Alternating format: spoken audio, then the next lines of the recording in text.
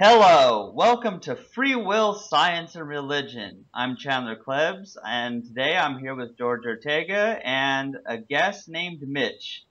And we were going to be talking about the idea of randomness and what's wrong with that. Because a lot of people think that if they can prove that not everything's caused, that there's randomness, that allows for free will. And we can explain, and we have explained, I think, on previous shows why that's completely insane. But the idea of things happening randomly or acausally is a messed up concept in and of itself. So we could talk about that. Yeah, the idea is that even though we can disprove, in other words, even though randomness does not prove free will, I mean, we can demonstrate how, like, if something's happening randomly, that doesn't allow for free will. Just the fact that people believe there is such a thing as true randomness confuses the issue. So, I want to start us out. Can you define randomness and kind of like, it's just like it's a construct that isn't based in reality or evidence. Okay, so you want me to explain randomness? No, Mitch. Let's get Mitch Oh, into it okay, first. yeah, we'll let Well, me. I think I'll let Chandler start it off. It's okay. Okay. Take your time. Okay, now randomness is a little bit confusing because there's two different things people mean by randomness, and some people by random they just means they can't predict something because it's too chaotic. They don't know all the variables, they can't predict it.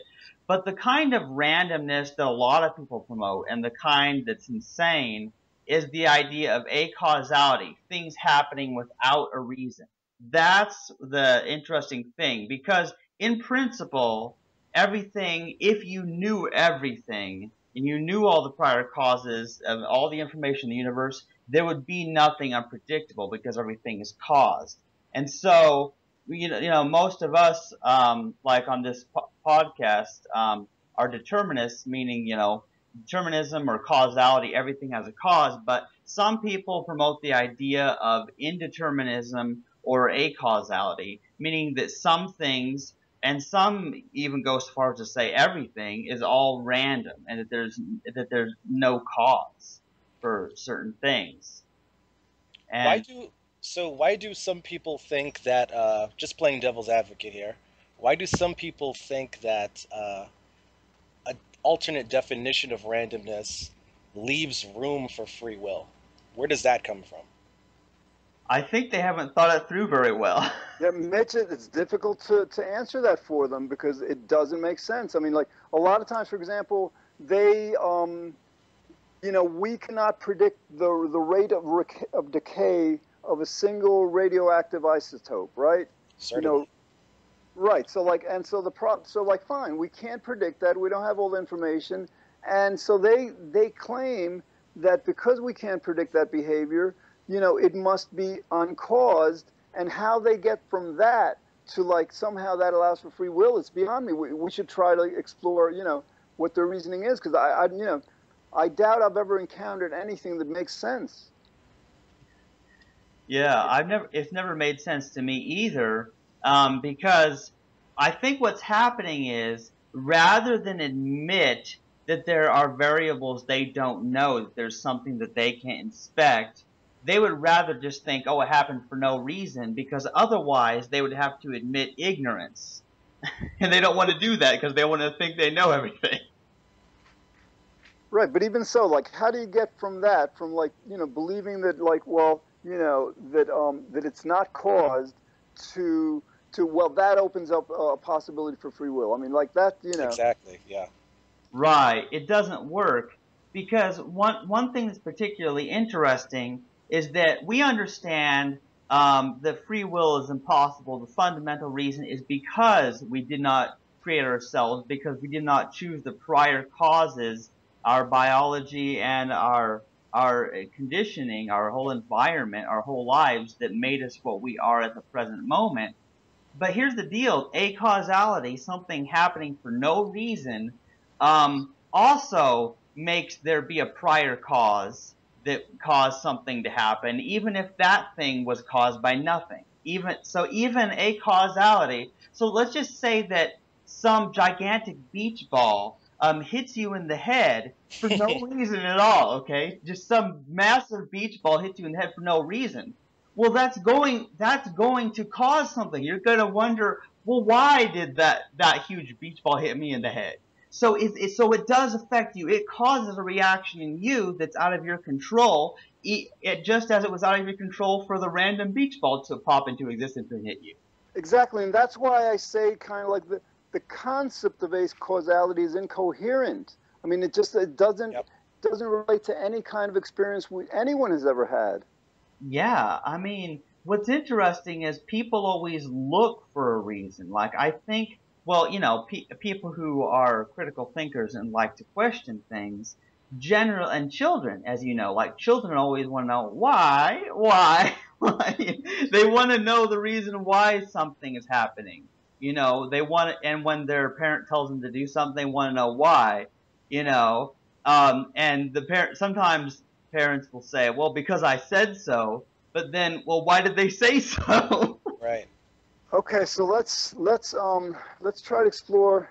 So, all right. So basically, I mean, it's kind of we're suggesting or asserting somewhat of an a priori concept in causality and in negating randomness. In other words, like if you define randomness as something without a cause, here's the thing. So they can't come up with any kind of evidence to suggest that something happened without a cause. On the other hand, we can come up with, mountains of evidence of phenomenon that we know the causes of, but we can't come up with a causal explanation for everything, or we can't even come up with a complete explanation for perhaps, for a lot of things. So now, do you think, because I'm wondering what they would say about that. In other words, like, on the one hand, we have much more of an argument on our side because we have like multiple of instances of things being caused. They don't have one, but we can't explain the causality in everything. I guess like the idea is that the lack of information is a sufficient kind of, explanation for that. Right? I mean, I don't think we'd have to come up with any other reason than cite that, well, it's like with chaos, with weather predicting. There's too many variables to be able to like make the prediction. Yeah, and what's interesting is that there's so much that we can predict, so much that we can causally explain. And one of the things that annoys me is because there might be something that's beyond human ability to predict because they don't know all the causes of it. Well, then they say, ha, your science is wrong and has no value because there's this one thing you can't explain. The god of the gaps, right? Yeah. And so as soon as there's anything that humans don't have a complete answer to, well, then there's two approaches that they do. Okay, now the religious people do, oh, well, God did it, okay? And then the secular people, the atheists and agnostics and, people who often call themselves scientific, well, then all of a sudden they'll say, oh, it's the quantum foam or randomness or something strange like that. And it happened for no reason at all. So you've got one group claiming that there's a reason something happened, which they cannot prove or test in any way. And then you've got other people saying, oh, well, there is no reason. There's no explanation. Both, I think, are kind of messed up. Right, guys, we're going to have a program on this Still podcast. There? Yeah, can you hear it? For a second. Yeah, I'm sorry. All right, yeah, guys, I think we're going to have to get on this podcast somebody who champions the idea of things not, being caused. Because, I mean, like, for us, it's difficult to even understand the reasoning. Maybe like because this is an issue that I think we should visit and revisit because like to the extent that we put away this notion of randomness, I think all of a sudden a lot of people like are left with causality. They can much more easily understand why free will is impossible. Yeah, and that's what's interesting is because there's been this idea that, it's always phrased as free will versus determinism. And so determinism has become their enemy. So they target determinism and then they try to claim that, not everything's deterministic because some things have no cause. They could never provide evidence for that because that's logically impossible. But I want to hear their reasoning. I want to hear their opinion about how they come to the conclusion that some things have no cause. I think I'd Right. like to hear that argument as well. I'd certainly like to hear that. Yeah, and from this discussion, guys, I think I'm kind of like learning about myself that I need to kind of like, just go to their explanations and either like, like even like going to the text, some web pages where they try to explain it, whatever, some books, and at the point where they're trying to like, they're trying to refute determinism. So then what's their next step? I mean, it may be kind of like a futile kind of ambition because like once I get there, they may just not come up with anything. They may just like say, well, not everything is determined, and that allows. It's kind of like the concept that well, everything's possible. If everything's possible, then in an infinite universe, if everything's possible, then that means that leaves room for free will. So I think that's the kind of mentality we are addressing. But I think it'd be better, to the extent. Well, I'm a bit unclear about what you mean by everything's possible. Well, some people believe that. Elaborate on that? Well, sure, yeah. Mitch, some people believe, and I don't believe this. In an infinite universe, that. Well, in an infinite universe, for example, like there's an infinite number of us, doing this podcast, whatever. I mean, there's multiple universes. Multi-universe theory? Are you talking about that? Yeah, partly, right. I guess, yeah. And that is one way how they kind of like it's more, Mitch, also that just the notion that some people actually believe, that it's a scientific statement to say that anything is possible or that nothing is impossible. So yeah, to me that just sounds like something you put on a bumper sticker. I don't see any scientific. As far as I know, we have some very concrete laws of physics, although strange things do happen on microscopic levels, at the quantum level, of course. But we have consistent rules of the universe that tell us what you can and cannot do. So I'm a bit unsure as to what that exactly implies. Right, and Mitch, what their argument may be is that, well, like we have like a 13.8 billion year old observed universe, right? That starts with the Big Bang, to now, and they would claim that the laws of nature started at the Big Bang, so that like, and that's only, let's say, 13.8 billion years ago. So they may claim that either outside of our observable universe or before it, and maybe after it, whatever, that the laws of nature might be different. Again, I can't see how that could conceivably support the notion of something happening that's not caused. But getting back on topic a little bit here. One way I like to phrase this argument to people who are free will believers is I say, can you imagine a universe where free will does exist? How exactly does it happen? So whether or not you want to combat the idea of determinism or not, if I play devil's advocate, if I say, okay, all right, let's do it your way. Let's say determinism is unclear, is not true, and there's some other way that we can explain the universe. Some things happen without a cause. Okay, Mitch, let's do this. Yeah, I will take the role of this person trying to explain how. Sure, okay, go ahead. All right. So I'll say, well, it's my free will. Nothing is causing me to make the decision to eat an apple instead of a pear. I'm making this decision. And how are you doing it? I am basically, deciding. I don't know how I'm deciding. I'm just deciding. I want an apple instead of a pear.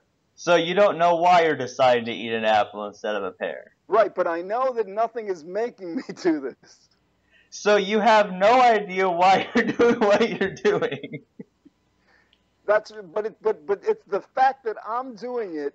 It means that it's freely willed. In other words, nothing, that I'm aware of is like causing me to do it. Well, okay. Let's go with that then. Um, can you choose to never eat anything? Um, well, I guess I can choose to die. Right, but you don't want to die, do you?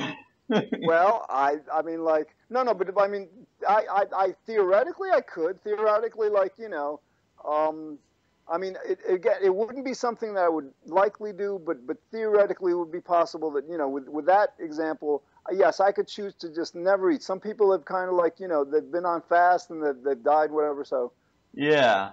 Well, the interesting thing is, even if it was a free choice between the apple and the pear, the fact that something is compelling you to eat anything in the first place also makes it not really be you that's doing it, because something is compelling you to eat it, but whatever it is. how do you know? Exactly. Well, Go ahead, Mitch. if you do you control your thoughts? I don't think I've ever met someone who has been able to defend that position. Can Right. Well, someone control their thoughts? I'll say that I can't control all my thoughts, but I can control whether I want, an apple or a pear. Really? So where does the urge come from? It comes from me, from inside of me. But is that really what we're talking about when we say free will? That just urges that originate within you? Is that really enough?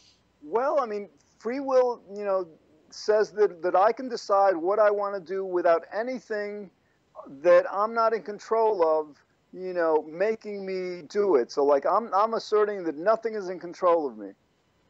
Right. So of course, just to, you know, jump back here. Let's get out of you can get out of character for a All second. right, okay. Like so usually at this moment is where we would make the distinction between voluntary and involuntary actions versus free will. So here we have this conflation of ideas, right? Where and I've come across this a lot. Some people confuse these terms such as free will, freedom, and voluntary and involuntary action. And by that I mean, so something, so let's say you want to do something and there's no physical impediment, for example, just to make it a really concrete example. No one is handcuffing you or physically pulling you and stopping you from pressing a button. So it's a Right. voluntary action because you have a will, you have urges that say, I want to do this. But that's certainly very distinct from this notion of free will that we're all talking about, which is more about, well, where do these urges originate from and how could you possibly control them or choose one over the other? So back to the apples and pears. You think about apples, you think about pears. Well, why? And why did the urge to think about apples win over the urge to think about pears? You had two competing desires, and for some reason, one of them triumphed over the other. But there's still, again, no room for free will in this sort of hypothetical scenario. Okay, Mitch, how I would answer this is like, so I'm asserting, like it's my choice whether I choose an apple or a pear. My question would be, is there a cause to, let's say I choose an apple. Then my question would be simple. Is there a cause to my choosing the apple? And if, I'm talking about me and me, so like, if I say no, if the free will believer says no, there's no cause to the choice of the apple, then we can clearly say, well, if that choice does not have a cause, you cannot be causing it with your free will. Okay, so that's like if they say that there's no cause. If they say there is a cause, then the next question is, do you believe that everything has a cause? And again, if they say no, then we're back to like, well, if the choice of the apple is uncaused, it can't be caused by us. So the only other option is like, yes, everything has a cause. So that's when you introduce the causal regression. So basically, if everything has a cause, then there's a cause for my choosing, or the free will believer choosing the apple, a cause to that cause, a cause to that cause, and you've got this chain of cause and effect regressing back to before the person's born, and at that point, then the person doesn't have a free will. Now, if a person says that their soul, actually, preceded their incarnate body and their soul chose somehow, whatever, is in control of that chain of cause and effect, I think we can still make the case, well, like, did we create our souls? In other words, like, there's something that programmed us to. Do you choose your soul? Exactly. Yeah, that's the problem with that argument, because you don't create yourself, whether that self is just your body or whether that's some soul or spirit or ghost. You don't choose it, because you would have had to choose it prior to it being you in the first place. Yes, if you could choose your soul, then what exactly is doing the choosing? And I have another question, guys. What use does a soul have for an apple or a pear? Well, But yes. all right, so should we return more to this concept of randomness and just kind of like try to explain why it's just incoherent? It doesn't make sense. I mean, I'm not saying it doesn't make sense categorically, because like basically, I mean, somebody could say it's magic, but even that, the cause would be magic. But there's nothing in our experience that that even logically supports it. Well, I guess I am saying it's illogical. Yes, I mean, like, basically, to posit that something happened without a cause would, I think, mean to posit that the universe, nothing existed before that whatever happened that didn't have a cause. Right, because here's the deal. If it has no cause, then it's caused by nothing. And then it's kind of a strange thing, because that means it can't be caused by anything in existence.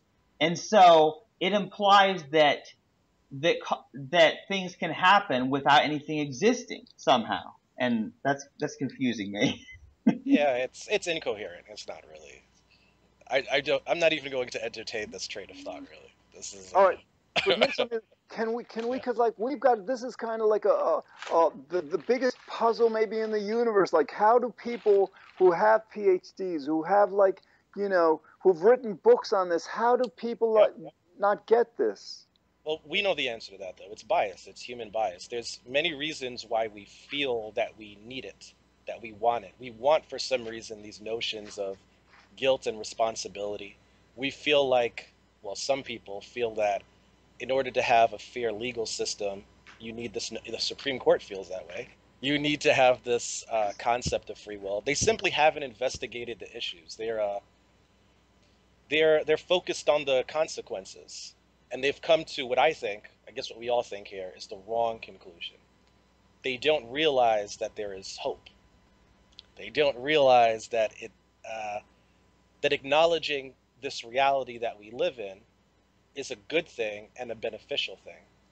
So they prefer to accept the illusion. Yes, I think you're right there, Mitch. They are so connected to this notion, this belief in this free will, and they believe it's required for the legal and moral system of any kind to run. And so, because they are so emotionally biased to keep this idea, some of them, they even know it's false, but they still think people should believe in it for some benefit. And I've never understood that one. But a lot of people, they believe in it because they simply haven't examined it. Okay, I can accept that. I mean, I'm in the process actually of reading Chris Mooney's book, The Republican Brain, that he also like applies it to Democrats and liberals. It's what's known in psychology as motivated reasoning. That basically people decide on their political beliefs and other kind of like religious beliefs, not on the evidence, but what they emotionally need to believe, for various reasons. But here's the thing, guys. I mean, like, these guys are PhDs. I mean, like, I can understand in philosophy, and sometimes in philosophy anything goes, and there's a lot of nonsense that that's not testable. But in science that is supposed to be so rigorously objective, for scientists to suggest that things happen without a cause, that even like when you think of scientific method is like we do something and we replicate the experiment enough times to have evidence that something's happening. In other words, scientific method is about same cause, same effect. Exactly. You can't conduct. Exactly. You can't conduct science without this concept of causality. Yeah, and here's the deal. It's scientifically impossible to perform an experiment to prove randomness. Because yeah, how do you cause an uncaused event to happen? Yeah. Right. And Mitch, are you familiar with this notion of like the Popper's falsifiability? Sometimes people say that like, well, you can't, like determinism or causality is not falsifiable. What's the answer to that? Well, I'd like to hear your take on it. What do you say? Um, when I hear something like that, I do have stance, but I'd like to hear you go first. But yeah, I ordinarily go with, well, not everything that's true is falsifiable. In other words, like reality exists. You can't falsify it, but reality exists. Another way I approach contention is that the contention of falsifiability, that something has to be falsifiable to be, held as true, is itself unfalsifiable. So basically, it defeats itself. another issue to consider, my academic background is in mathematics. So in math, we sometimes have this term called well-defined. You need something to be well-defined. So if I say something incoherent, such as, what is, what color is the number two? Couldn't someone say, well, that's not falsifiable. There's no way for me to tell if that. Whoa, whoa, whoa, whoa, whoa. Well, first it has to actually make sense. If it's not coherent, then falsifiability isn't even necessary. There's no reason for a It's not even something you can say. It's Mitch, not a logically coherent Mitch, statement. Justin's an aside, an interesting aside. There's this guy, Daniel Tammet. Have you ever heard of him? Of course, the brilliant autistic guy, right? Exactly. In other words, like he doesn't calculate. You give him like 1,201 times 3,408, and he'll see these numbers as shapes, and the answer will just like somehow appear as a shape in the middle. Now, the reason I Yeah. mention them because like he sees numbers as colors. Now, the question would be is like, I don't know how many other people have that ability, but if everybody, let's say, sees the number 2 as blue or something, then it Yeah. adds a level of complexity. Yeah. Oh yeah, yeah, I see what you're saying. But I get that's your the point, point. It's though. not a property of the number two. Color is not it doesn't apply to it. It doesn't Yes, make any sense. exactly. Yeah, yeah. So I don't need I don't need to show if something is falsifiable if it doesn't make any sense. And that notion of free will doesn't make any sense because how could we possibly control things if everything has happened based on things we cannot control? Exactly. See, I don't believe that free will is really a coherent thing that can actually be defined as anything that makes sense in the first place. Because it literally does require us to be able to control events that happen prior to our conception. Exactly.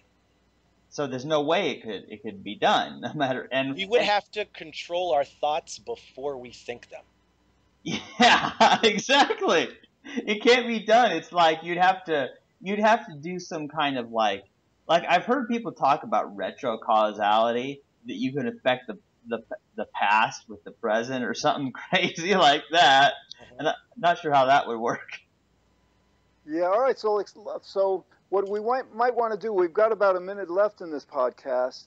How about and this is something we need to explore, I think, over and over, because we have to like know what to say to these people. Like maybe we want to do a podcast on what we need to say, what our messages need to be to get people to overcome their motivated reasoning. In other words, like if we need to convince them that society is not going to collapse, what do our non-rational messages need to be? Like because we can't convince them with reason or logic. So maybe we can explore what they need to hear to be able to then be amenable to the logic.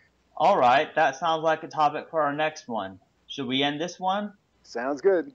All right, you've been listening to Free Will, Science, and Religion with Chandler Klebs, George Ortega, and Mitch. We've been talking about randomness and all kinds of things that don't make sense. Join us next time.